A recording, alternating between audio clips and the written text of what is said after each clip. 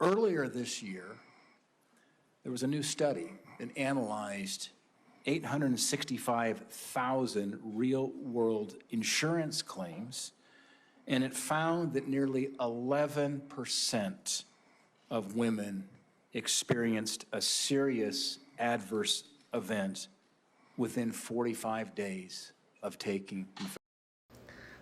So I'm watching the congressional hearing with RFK Jr.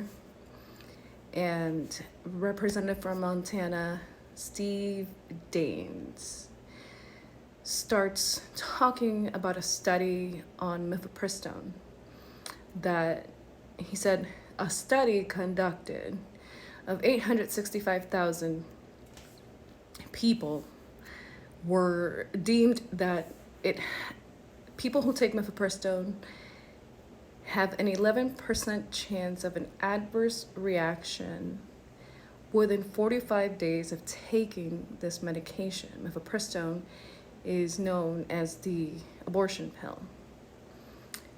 Very different than the morning after pill. Don't get it confused, okay?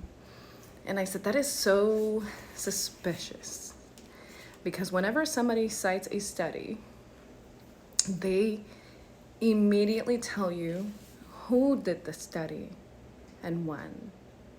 So I looked it up, and not shockingly, the study was a privately funded study done by a conservative think tank called Ethics and Public Policy Center. The study is flawed in many ways. Once you do a medical study, you submit your findings for peer review, meaning people in your field, in that specific field, are gonna look over your findings, look over your methodology. How did you get this information? How did you come to this determination? And does it stand the test of fire? They didn't do that. They were not transparent in their methodology, their findings, the information, how they got the information. But it's just a bad study. It's not reliable. There is no proof that it was even done by actual doctors. And it's just, the whole study is trash. So whenever you hear somebody cite a study, please make sure that it is a reputable source that has been peer reviewed, meaning other medical professionals have been able to verify and confirm this information.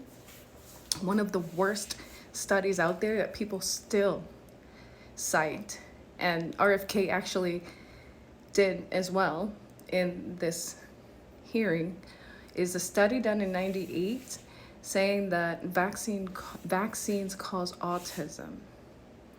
That doctor lost his medical license because I believe his sample size was about 35 people. And it was false information, it was incorrect information, it was flawed, it was a small sample size, and he just faked the entire study. Remember, he lost his medical license because of this. Okay, I'm gonna do a whole nother video on this, but I needed to just put that out there.